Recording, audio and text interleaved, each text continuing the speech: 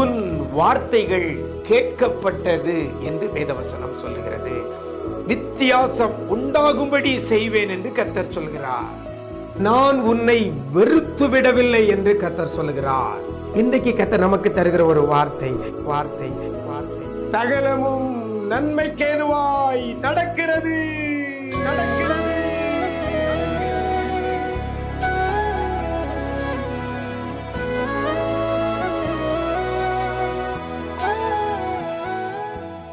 கிறிஸ்துவில் பிரியமானவர்களே, ஆண்டவரும் இரட்சகருமாகிய இயேசு கிறிஸ்துவின் ஈடு இணையற்ற நாமத்தில் உங்களுக்கு அன்பின் வாழ்த்துக்களை தெரிவிக்கிறேன். நல்லா இருக்கிறீங்களா? எல்லாரும் ஆண்டவர் கிருபையில் நல்லா இருப்பீங்கன்னு கர்த்தருக்குள் நம்புகிறேன். இந்த நாளிலையும் இன்றைய விசேஷித்த வார்த்தை என்ற நிகழ்ச்சி மூலமாய் ஒரு வேதவசனத்தை உங்களோடு கூட பகிர்ந்து கொள்வதில் மிக்க மகிழ்ச்சி. ஒவ்வொரு நாளும் உங்கள் வீட்டில், தொலைக்காட்சியில், இன்னும் யூடியூப்பில், இன்னும் அநேக ஆப்ஸில் வேத வார்த்தையை உங்களில் ஒருவனாக உங்களோடு கூட பகிர்ந்து கொள்வதை நினைத்து மனதார ஆண்டவரை துதிக்கிறேன். தொடர்ந்து இந்த தொலைக்காட்சி ஊழியத்துக்காக ஜெபியுங்கள். இன்னும் கர்த்தர் அநேகருக்கு பிரயோஜனமாக இதை மாற்றி கொடுப்பார். இன்றைக்கும் வேதத்திலிருந்து ஒரு வசனத்தை உங்கள் முன்னால் வைக்கிறேன். ரோமர் 8ஆம் அதிகாரம் 28ஆம் வசனத்தில் இவ்வாறாக சொல்லப்படுகிறது, சகலமும் நன்மைக்கேதுவாக நடக்கிறது. சகலமும் நன்மைக்கேதுவாக நடக்கிறது என்று வேதவசனம் சொல்லுகிறது. நடக்கிறவைகள் நன்மைக்கேதுவாய் நடக்குதா நம்முடைய வாழ்க்கையில? அப்படி பார்த்தா, அப்படி கேட்டா நிறைய பேர் சொல்றது மாற்று பதிலாக தான் இருக்கும். இல்லை என்று தான். சில பேர் சொல்லுவாங்க, எனக்கு எது நடந்தாலும் கெட்டதாகவே நடக்குது, எதை கை வச்சாலும் அது வாய்க்க மாட்டுக்கு. அப்படி சொல்லுகிற பிள்ளைகள் ஏராளம். எனக்கு அருமையான தேவஜனமே, இந்த நாளில இந்த வேதவசனம் உங்களுக்கு நேராக வருகிறது. நடக்கிறது எல்லாம், அதுதான் சகலமும் சகலமும் நன்மைக்கேதுவாய் நடக்கிறது என்று வேதவசனம் சொல்லுகிறது. அப்போ நடக்கிறது எல்லாமே நன்மைக்கேதுவாய், தீமைக்கேதுவாக அல்ல, நன்மைக்கேதுவாய். அது எது நடந்தாலும் நன்மைக்கேதுவாய் நடக்கிறது.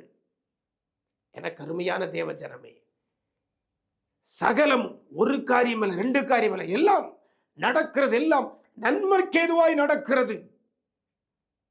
அப்படின்னா என் வாழ்க்கையில மாத்தி நடக்குத அப்படின்னு நீங்க நினைக்கலாம். இல்ல, யாருக்கு சகலமும் நன்மைக்கேதுவாய் நடக்குதாம் வேதவசனம் சொல்லுகிறது. அந்த வசனத்துல தேவனிடத்தில் அன்பு கூறுகிறவர்களுக்கு, யாரெல்லாம் நம்முடைய கர்த்தரிடத்துல அன்பு கூறுகிறீர்களோ, யாரெல்லாம் தேவனிடத்தில் அன்பு கூறுகிறீர்களோ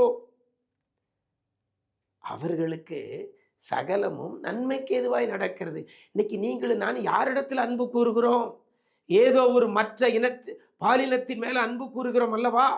அதை காட்டிலும் கர்த்தரிடத்தில் அன்பு கூறுகிற பிள்ளையாக இருந்தால் உங்களுக்கு நடக்கிறதெல்லாம் சகலமும் நன்மைக்கு ஏதுவாய் இருக்கும்.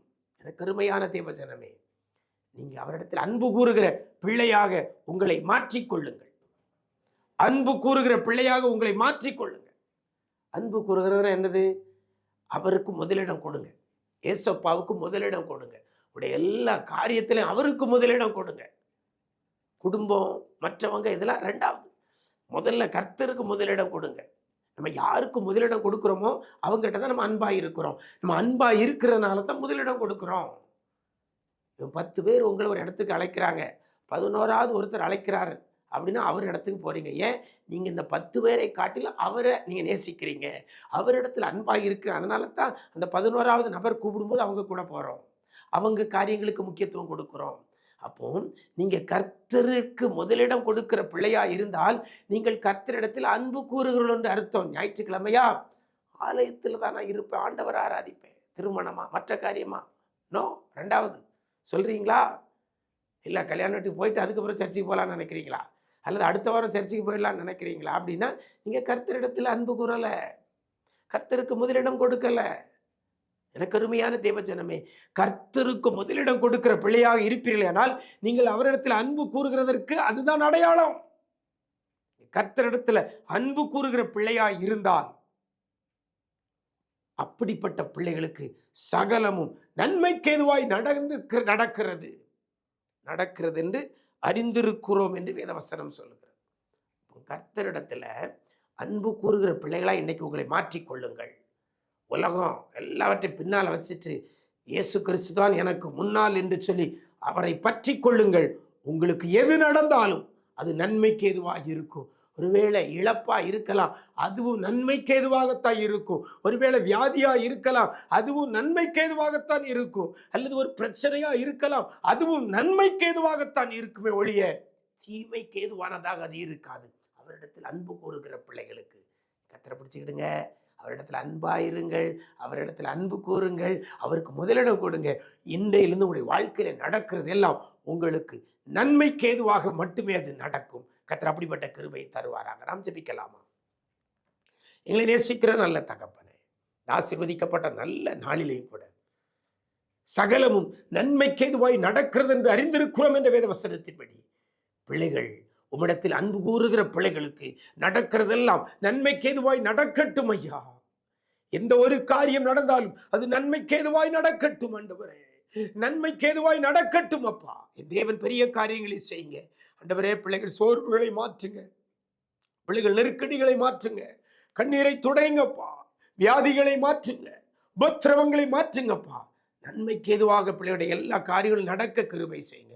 இந்த நாளிலும் கூட கர்த்தருடைய பிரசன்ன பிள்ளைகளை தாங்கி வழி நடத்தட்டும். எங்க போனால் வந்தாலும் உடைய சமூகம் முன் சொல்லட்டும் ஐயா. கிருபைகள் பெருகட்டும். மீட்பர் இயேசுவின் மூலம் ஜெபிக்கிறோம் நல்ல பிதாவே, ஆமென், ஆமென். பிரியமானவர்களே, கர்த்தரிடத்துல அன்பு கூறுகிற பிள்ளையாக உங்களை மாற்றிக்கொள்ளுங்கள். சகலமும் நன்மைக்கு ஏதுவாய் நடக்கும். God bless you.